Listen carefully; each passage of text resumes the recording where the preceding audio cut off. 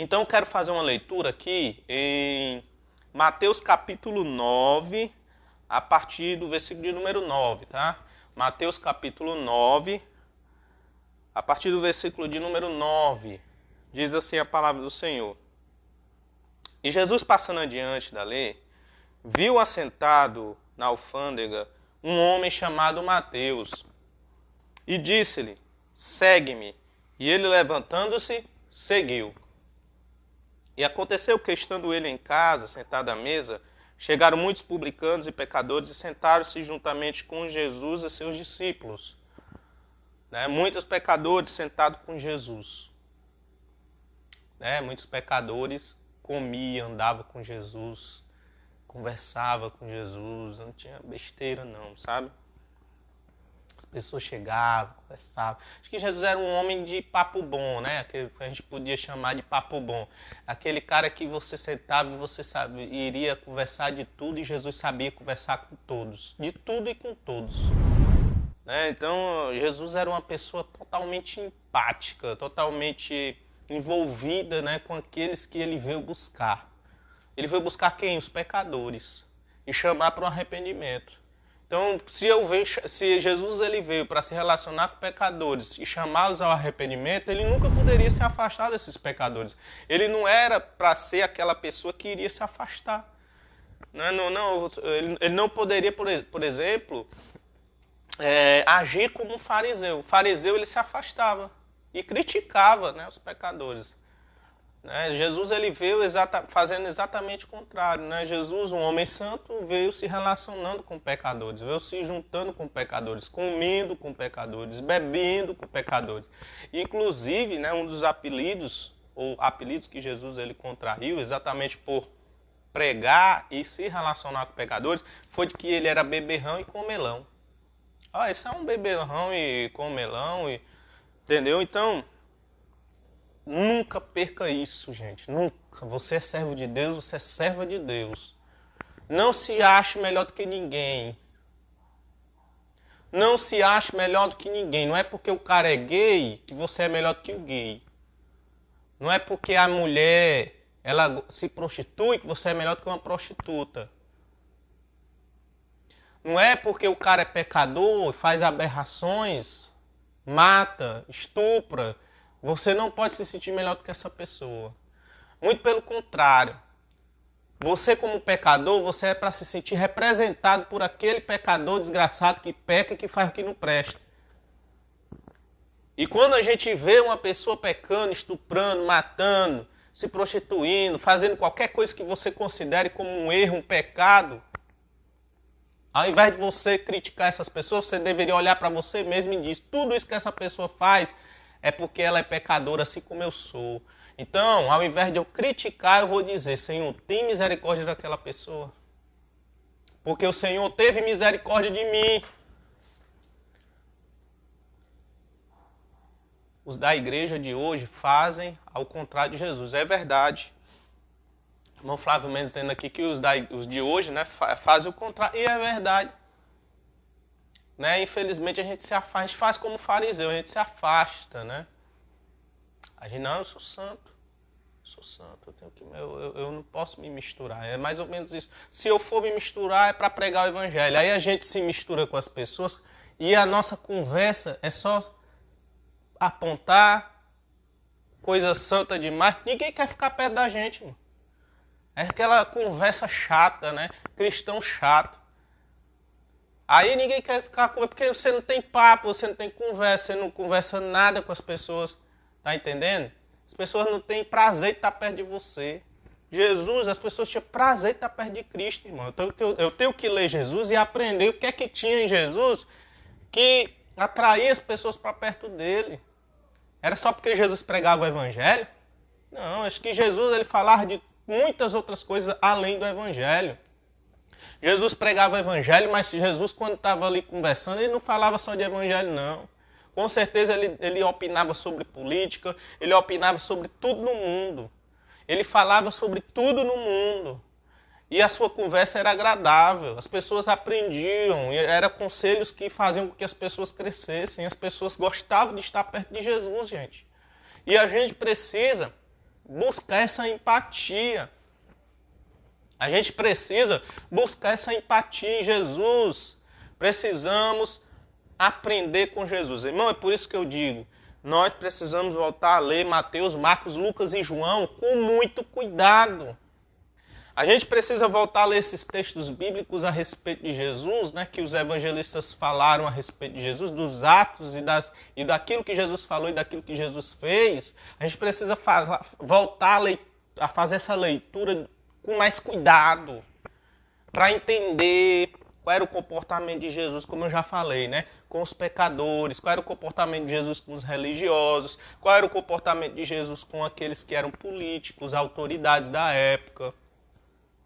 Tá entendendo? Então a gente precisa voltar, buscar, entender o comportamento de Jesus. E no versículo 10 diz assim, ó, e aconteceu que estando ele em casa, sentado à mesa, chegaram muitos publicanos e pecadores e sentaram-se juntamente com Jesus e seus discípulos. Jesus ele não tinha nojo. Eu tenho nojo daquele miserável. Jesus falava um negócio desse, mano. Jesus ele não dizia, espero que aquele cara morra, eu vou orar para ele morrer. Não, eu tenho até pena desse pastor que falou um negócio desse com um gay aí, né? Acho que é um ator, sei lá, gay. Pegou Covid, tá muito mal. O pastor falou, você foi tão infeliz esse comentário. Tão infeliz.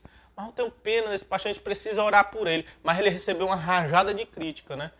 Todo mundo caiu em cima dele, inclusive os evangélicos, muitos, né? Cristãos caíram em cima dele. Isso não é, essa fala não é de cristão, você não é convertido. Eu acho ele vítima do sistema, só isso. Vítima do sistema, esse sistema que manipula a igreja evangélica, esse sistema de combate, de contenda, incentivando contenda política. Isso tudo está apodrecendo a igreja por dentro. Tudo isso está apodrecendo a igreja por dentro. Aí esse pastor ele fala um negócio desse porque a cabeça dele está manipulada. Não, gay para ele tem que morrer. Tá entendendo? Então ele vai e diz, ele fala e com certeza deve falar com a maior naturalidade do mundo. Eu oro para que essa pessoa morra. É uma pessoa, gente. É uma pessoa. É um ser humano. É gay, mas é ser humano. É um cachorro. A gente precisa respeitar. A pessoa não quer ser como eu sou. Mas não significa dizer que eu também devo desrespeitar ou desconsiderar. Eu tenho que tratar pelo menos com humanidade as pessoas, entendeu? Não é porque é uma rival política, não é porque é um adversário político. Política é assim. Tem um que pensa assim, tem um que pensa assado. Então eles ali, no debate político, são adversários, mas não são inimigos, gente. Ser adversário não é ser inimigo, não. Pense num jogo de futebol, numa partida de futebol. O cara que está do outro lado, no outro time, ele é teu inimigo ou ele é teu adversário? É do mesmo jeito. É do mesmo jeito, a gente precisa ter essa sabedoria, a gente precisa se comunicar com todos. A gente precisa andar com todos e amar todos os nossos inimigos. Bem dizer os que nos maldizem, eu já falei aqui, já preguei, já postei no YouTube, já postei em todas as minhas redes sociais, eu posto essas coisas. Porque tá horrível. Tá horrível, ataque de ódio, de raiva, de ira, quando a gente vai tratar de política. Desculpa, quando a gente vai tratar de política, que a gente vai falar de um adversário que a gente não gosta, ou que pensa diferente da gente, é tratando um desdém, falta de respeito, xingando, chamando de canalha, chamando de... Você não tem moral, não sei o quê. Oh, meu Deus, quem é que tem moral nessa altura do campeonato? Me diz, para falar qualquer coisa. Né? Tá muito difícil a gente achar, né, nas pessoas. E eu não gosto, assim, pense comigo, irmão. Eu tenho uma verdade, a minha verdade é a verdade absoluta, eu creio. Jesus é o caminho, Jesus é a verdade, Jesus é a vida. Agora, você vai encontrar inúmeras pessoas que vão ter outra religião, que não vão acreditar que Jesus é o caminho, a verdade e a vida. E você vai encontrar inúmeras pessoas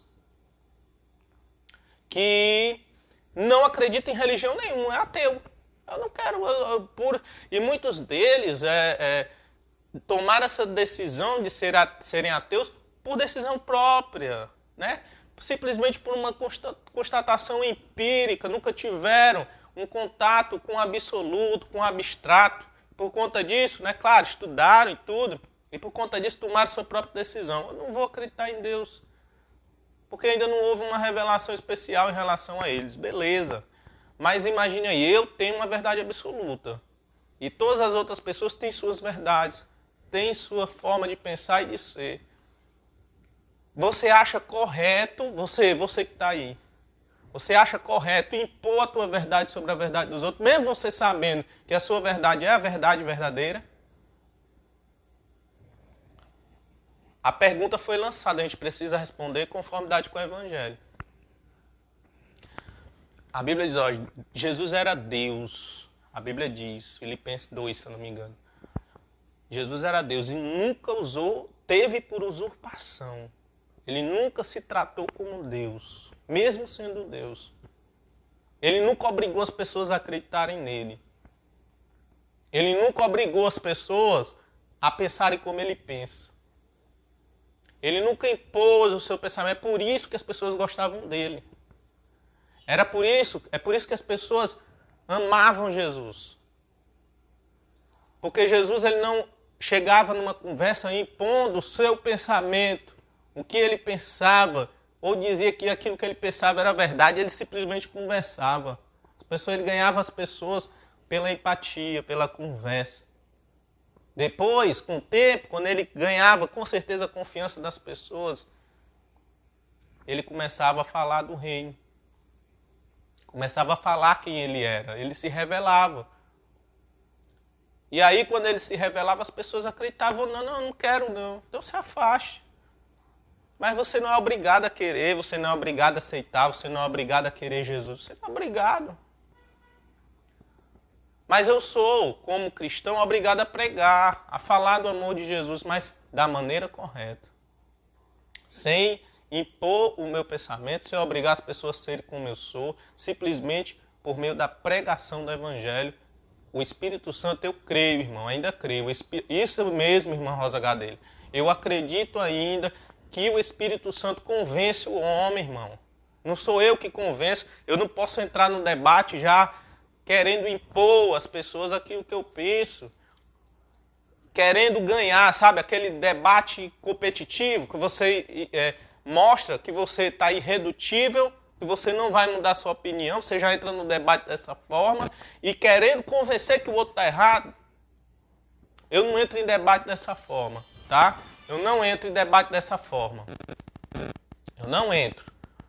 Eu simplesmente faço o seguinte, eu converso, eu me enturmo com as pessoas, com os meus amigos, com de irmãos de igreja, ou fora da igreja, eu me enturmo, e quando as pessoas começam a se tornar sensíveis ao Evangelho, eu lanço o Evangelho, prego o Evangelho, falo do Evangelho, falo da Bíblia, faço assim. Tentando ser como Jesus. Eu estou tentando. Eu posso errar, posso estar errado, posso buscar outros métodos, mas esse é o meu método, é o que eu estou me colocando a fazer, me propondo a fazer, lendo Jesus. Está entendendo? Então Jesus, diz aqui o texto, versículo 10, aconteceu que estando ele na casa sentado à mesa, chegaram muitos publicanos e pecadores, sentaram-se junto com Jesus e seus discípulos. Muitos pecadores sentados com Jesus. Olhe bem. E fariseus, vendo isso, disseram aos seus discípulos, por que come o vosso mestre com os publicanos e pecadores? Aí entra os fariseus questionando Jesus, dizendo, por que Jesus está sentado com pecadores? Porque não é para estar, não. Não é para se relacionar com o pecador, não. Não é para andar com o pecador, não. Não é para comer com o pecador, não. Não é isso que a gente ouve muito, até por sinal. Não é para fazer, não é para andar com o pecador, não é para comer com o pecador, não é para porque você é santo. Porque você é redimido, porque você é comprado, porque você é lavado, você não pode andar com eles. Está tudo errado. Porque Jesus andava com eles. Jesus comia com eles. Jesus estava aqui, os próprios fariseus questionando os discípulos, por que o vosso mestre come, anda com publicanos e pecadores. Jesus, porém, ouvindo, versículo 12, Jesus, porém, ouvindo, disse-lhes, não necessitam os médicos, não necessitam de médicos sãos. né? Não necessitam de médicos sãos, mas sim os doentes. Quem está doente é que precisa de médico, gente. E o médico não dá para curar à distância, não. Embora hoje exista o teleatendimento, né? Porque eu fui atendido pela Unimed assim, ó. Do jeito que eu estou conversando com vocês. Por incrível que pareça, você baixa o aplicativo da Unimed e você coloca atendimento à distância.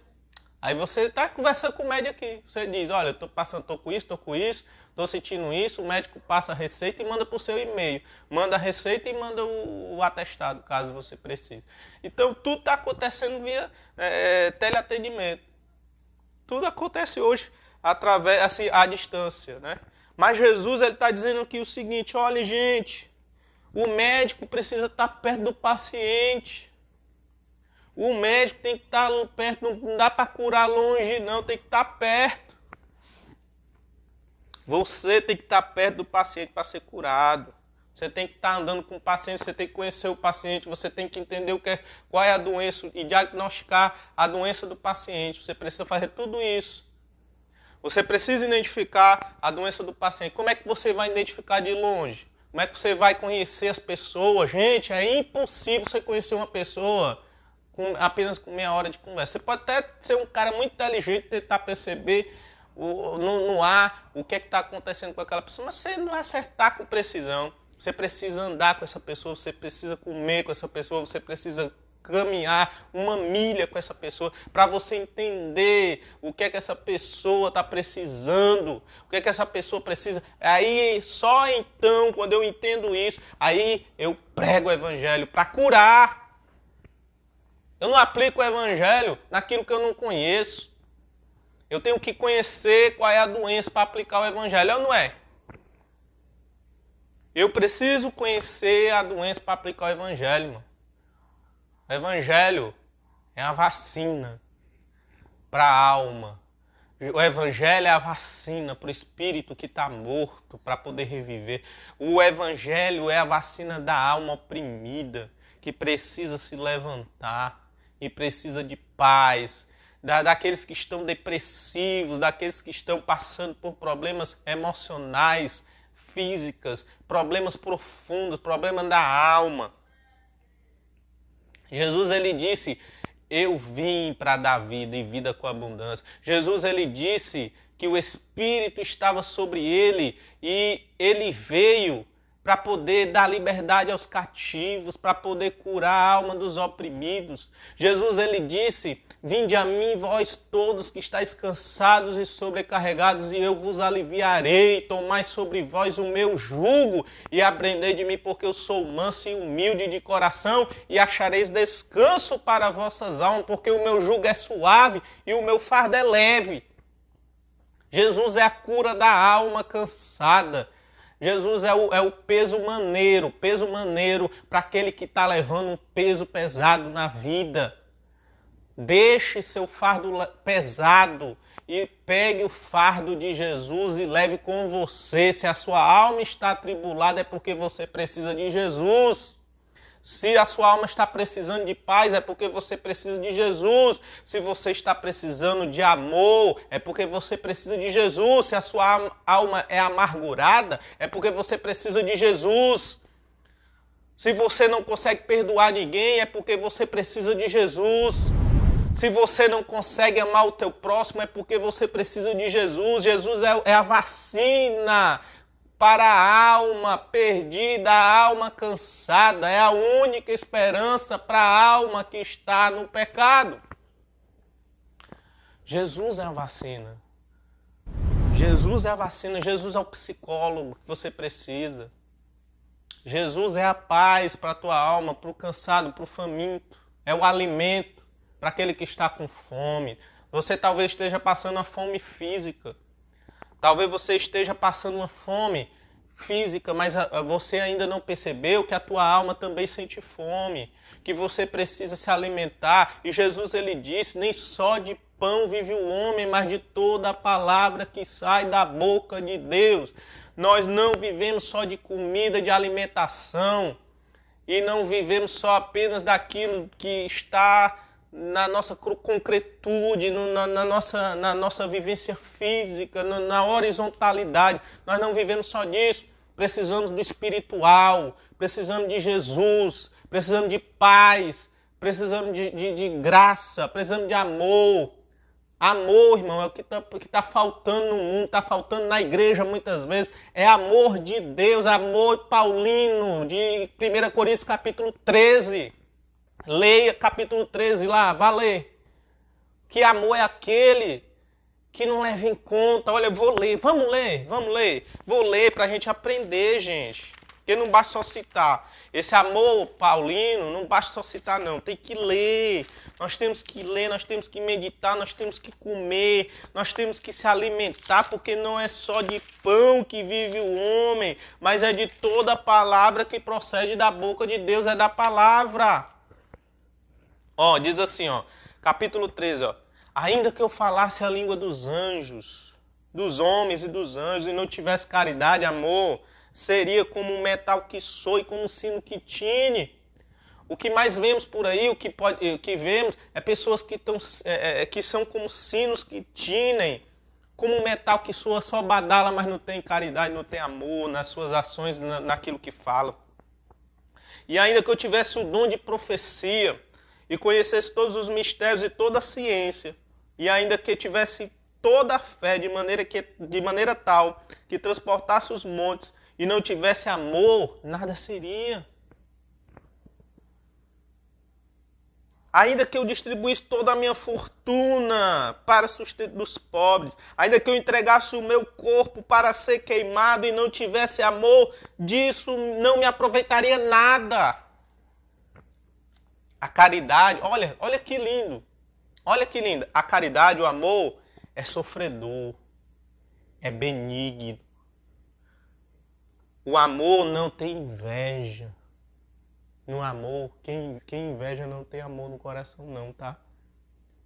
Quem tem inveja no coração não tem amor de Deus no coração. O amor não inveja. O amor não inveja, gente. O amor não trata com leviandade.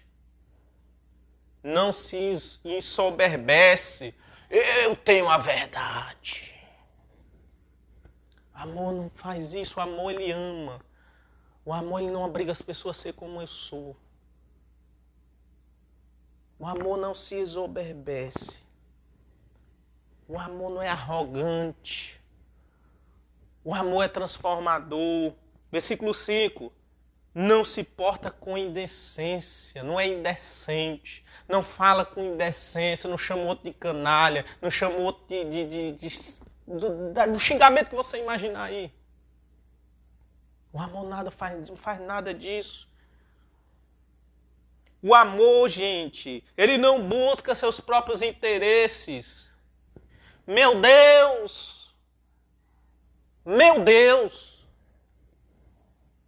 Que amor é esse? Que eu não vejo, eu não tenho, muitas vezes não pratico. Alguém viu passando por aí esse amor? Porque eu não vejo.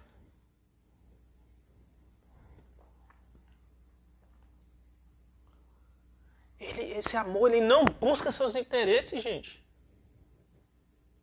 Se eu não busco o meu interesse, qual é o interesse que o amor busca? Qual é o interesse do outro? Por isso que eu digo, olha, a gente passou muito tempo na igreja ensinando o povo que tinha que participar da política, que tinha que tinha que pensar politicamente, poderia até mesmo se envolver com a política, ser político, enfim. A gente ensinou muito isso. Mas a gente está fazendo da maneira errada. A gente está se envolvendo com a política agora da maneira errada. Da maneira errada. A gente passou muito tempo omisso, não participava. Agora a gente participa da maneira errada. Geils, como é que tu critica os evangélicos, participação de evangelho na política? Tu está criticando hoje? Eu tô. Tu defendeu que o evangelho deveria participar da política? Defendi e defendo. Não deixei de defender, não. Só que a maneira como nós estamos fazendo está errada.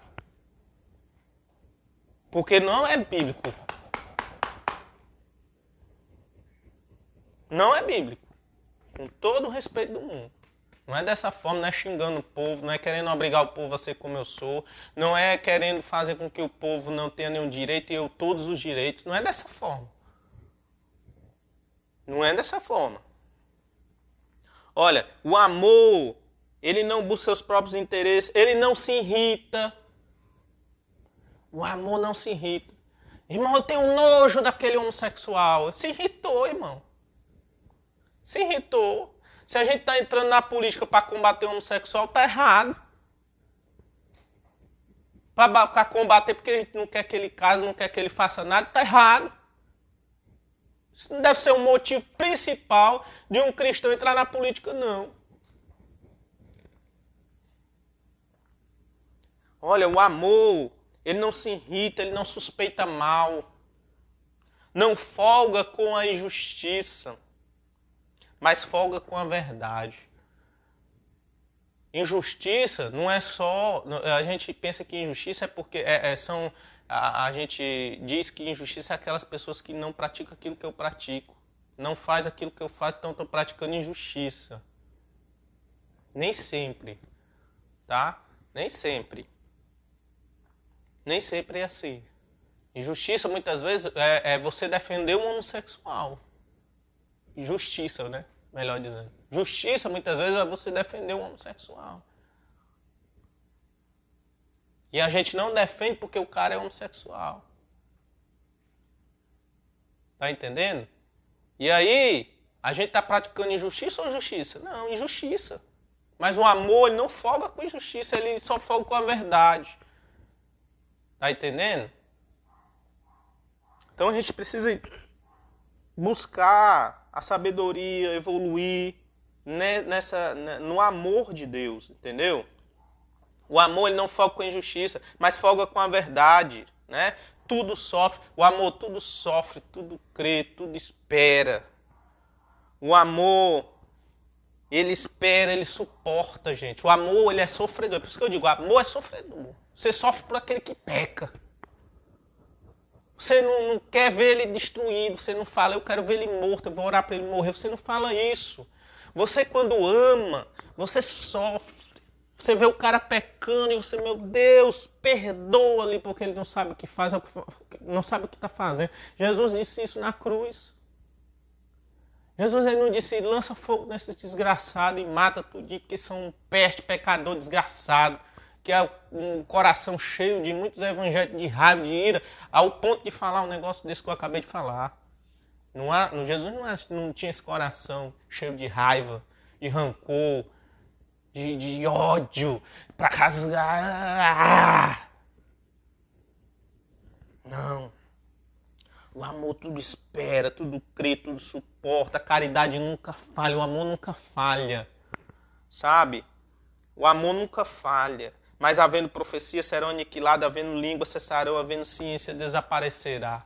Quanto mais ciência, quanto mais língua, quanto mais profecia, mais o amor vai esfriando. Hein? Quando eu era menino, falava com o menino, sentia com o menino, discorria com o menino, mas logo que eu cheguei a ser homem, acabei das coisas de menino. Porque agora vemos por espelho enigma, mas então veremos face a face. Agora conheço em parte, mas então conhecerei, como também sou conhecido. Agora, pois, permanece a fé, a esperança e a caridade. Entre os três, dessas três, o maior dessas três, Paulo diz, é o amor, é a caridade. Amém? Meus queridos, Jesus ele diz em Mateus, os sãos não precisam de médicos, são os doentes que precisam. A gente precisa curar, a gente não pode estar criando inimizades com os pacientes, não, irmão. Como é que eu vou criar inimizade com os pacientes? Se os pacientes estão precisando é cura, de cura. Eu vou criar inimizade com o paciente, irmão? Como é que eu vou curar essas pessoas? Como é que eu vou levar o evangelho se eu levo briga, confusão, contenda? Não é verdade? Olha aqui Jesus falou aqui para a gente concluir, né? Mateus, para a gente concluir aqui o texto e a gente fazer a nossa oração. Espero que a palavra esteja alimentando sua alma. Espero que a palavra esteja alimentando a sua vida, esteja fazendo você pensar. Espero que a Bíblia Sagrada e o Evangelho esteja fazendo você pensar. Tá entendendo? Que eu prego o Evangelho, eu não prego mais, sabe assim, eu nada contra quem prega. Deus vai te abençoar, Deus vai te dar vitória, Deus vai dar poder na tua vida, você não vai ter mais, o vírus não vai te pegar, o vírus não vai contaminar tua família. Eu prefiro levar você a pensar. Eu prefiro levar você a refletir. Porque quem reflete, cresce. Quem reflete, cresce espiritualmente. Então eu prefiro levar você a pensar. Tá certo? Olha, Mateus capítulo 9 para a gente concluir. Ó. Ide, porém, ouvir o que eu estou dizendo. Não necessito os médicos não necessito de médicos sãos, mas sim os doentes. Ide, porém, e aprender o que significa. Misericórdia quero e não sacrifício, porque eu não vim chamar justos, mas pecadores ao arrependimento. Não vim chamar justos, mas pecadores ao arrependimento. É isso que eu vim fazer. Chamar pecadores. Como é que eu vou me afastar de pecador, irmão? Se foi para isso que Jesus veio. Foi para eles que Jesus veio. Me diz. Se foi para isso que Jesus veio. Como é que você vai afastar um médico do paciente? Não tem como. Se o paciente está precisando de cura, você tem que estar perto dele para curar. Você tem que diagnosticar a doença. Você tem que estar perto dele para diagnosticar a doença, saber o que ele está precisando, medicar ele. Quem é enfermeiro aí, a gente está estudando enfermagem. Como é que tu vai cuidar do paciente à distância? Tem como você cuidar do paciente por videoconferência? Não tem, meu irmão. Tem que estar junto. Enfermeiro tem que estar lá, tem que pegar, saber onde é que dói, para fazer um curativo. É ou não é? Como é que tu vai se afastar do pecador? Não dá para se afastar do pecador, meu querido. Vamos orar em nome do Senhor. Senhor Deus, quero orar juntamente com todos os meus irmãos. Senhor, é um culto aqui. Estamos aqui participando de um culto, Senhor. Para ouvir a Tua palavra, para comer, se alimentar. Alimentar a nossa alma, que é a palavra de Deus, ela serve para isso, para alimentar a nossa alma. Para alimentar a nossa alma. Para trazer paz. Espero que essa palavra, Senhor, venha trazer paz a muitas pessoas que vão ouvir ainda.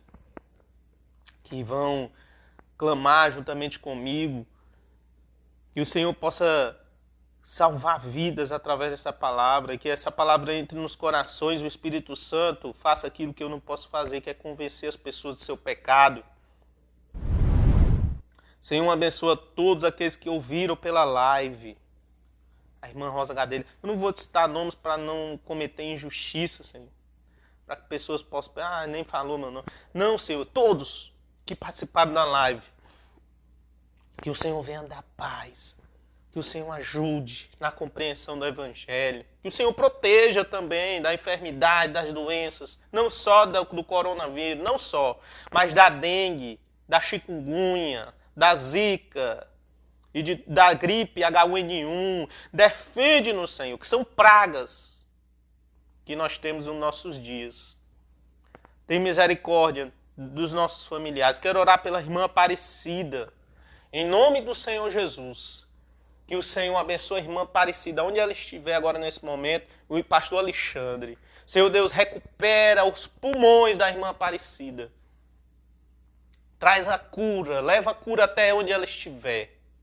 E que ela possa retornar à igreja para a glória do nome do Senhor Jesus. E faz dela, Senhor Deus, um vaso nas tuas mãos para a glória do teu nome. Abençoa, Senhor, todos aqueles que estão enfermos. Quero orar pela irmã Cláudia. Graças a Deus o Senhor tem abençoado, ela já está muito melhor. mas já teve ruim também. Dá cura, Senhor Deus, a todos os meus irmãos. O meu sobrinho, o Jefferson, que adoeceu também, já está bem, graças a Deus. Estou aqui para agradecer a Deus pelas curas que o Senhor tem efetuado, pelas bênçãos que o Senhor tem dado. Pai amado, de todos aqueles que estão doentes nesse momento, abençoa. Quero te pedir, Senhor, abençoa os que estão doentes, que estão enfermos, estão precisando, necessitando agora de uma visitação, precisam de paz. Meu Deus, tem misericórdia. Recebe, Senhor, as nossas orações. Queremos orar pelo Brasil, queremos orar, Senhor, por essa política, que haja consenso, que haja diálogo, que a gente precisa andar para frente. Que a gente possa, meu Pai, ver um país coeso, um país mais unido, pelo menos nas conversações, para que a gente possa sair, né, dessa pandemia, Senhor, de uma maneira que não venha causar mais estragos do que já houve. Tantas pessoas morrendo, mais de 380 mil pessoas perderam suas vidas, 380 mil pessoas perderam parentes, 380 famílias perderam seus parentes. Meu Deus, é um estrago que está acontecendo. Esse vírus está causando. Isso não é culpa de ninguém, não é culpa do presidente, não é culpa do governador, não é culpa do prefeito, não é culpa de ninguém. É o vírus que está fazendo sua trajetória no nosso país e causando mortes. E nós precisamos lutar contra ele primeiro, para depois a gente pensar em como vai ser o futuro, pensar em emprego, pensar em economia. Precisamos pensar em lutar contra o vírus para poder fazer ele ficar no lugar dele. Em nome de Jesus. Em nome de Jesus. Abençoa, meu Pai, todos aqueles que estão agora em leitos de UTI. Estão doentes, estão, Senhor Deus, agora precisando, entubados, muitos deles até, Pai. Em nome de Jesus, que o Senhor segure a vida dessas pessoas. Não deixa que o espírito da morte leve mais vidas, Senhor. Em nome do Senhor, essa é a missão da igreja, orar para que estão nos hospitais, não só os que estão doentes também, mas os enfermeiros, os profissionais de saúde, os médicos, todos aqueles que estão envolvidos direto e indiretamente nessa batalha, nessa guerra. Esses médicos, meu Pai, heróis, junto com os enfermeiros, que estão dobrando os plantões para poder atender a população. Queremos orar por essas pessoas, pedindo que o Senhor tenha misericórdia dessas pessoas, Senhor. Todas elas. Guarda, livra, em nome do Senhor Jesus Cristo. E assim recebe as nossas orações, nos trazendo paz em um domingo repleto de bênção e de vitória. Te pedimos essas bênçãos dos céus, é no nome do Teu Filho amado Jesus, que vive e que reina para todos sempre. Amém. Meus queridos, eu quero agradecer a todos vocês, tá? Essa live foi sensacional, né? Aqui a gente tem até mais tempo para conversar de maneira mais relaxada, né? Sobre o Evangelho, né? Até melhor. Porque na rádio é muito rápido, né? Tem que ter louvor, tem que ter oração, então a palavra acaba sendo limitada ali. Mas aqui não, a gente tem capacidade de conversar mais, de dialogar, de aprender mais a respeito das Escrituras Sagradas. Então, meu irmão, fica na fé, fica com Deus, fortalece a tua fé, que o Evangelho leva você a pensar e a crescer, a refletir e a crescer, tá bom?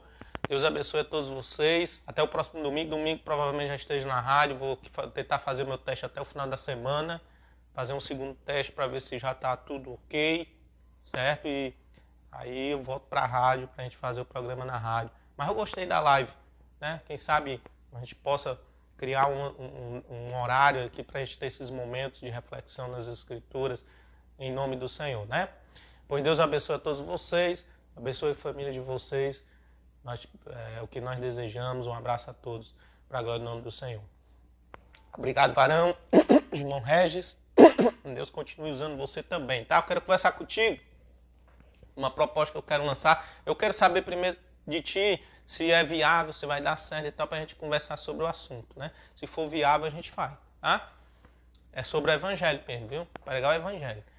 E eu quero pregar o Evangelho, não quero citar negócio de denominação, né? Eu já deixo eu já estou encaminhando aqui a conversa. Não quero citar denominação A, denominação B. Quero só pregar o Evangelho, sabe?